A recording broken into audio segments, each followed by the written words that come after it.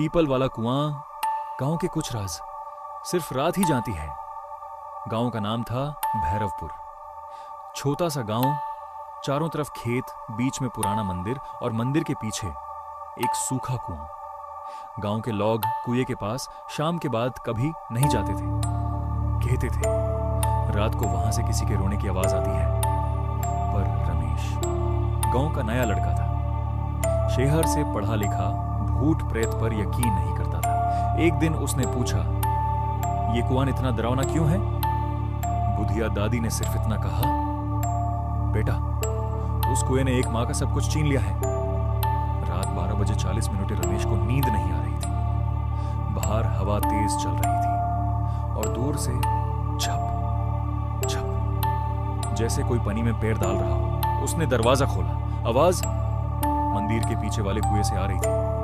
रमेश ने टॉर्च उठाई और धीरे धीरे कुएं की तरफ चल पड़ा। कुएं के पास कुआं बिल्कुल सूखा था, पर अंदर से पानी टपकने की आवाज आ रही थी। तब अचानक किसी औरत की आवाज आई, मेरा बेटा, मुझे मेरा बेटा दे दो। रमेश के हाथ का टॉर्च गिर गया। उसने पूछा, कौन है वहां? कोई जवाब नहीं, बस आवाज फिर आई, तू देखा है उसे, मेरा बेटा। सच जो छुपाया गया था, अगली सुबह गांव में हंगामा मच गया। रमेश पूरी रात घर नहीं लौटा था। लोग कुएं के पास गए और देखा रमेश बेहोश पड़ा था और कुएं की दीवार पर मिट्टी से लिखा था, मेरा बेटा यहीं है। दादी ने सच बताया। कई साल पहले एक गरीब मां अपने बच्चे के साथ इसी कुएं के पास रहती थी। एक रात उसका बच्चा कुएं में गिर गया।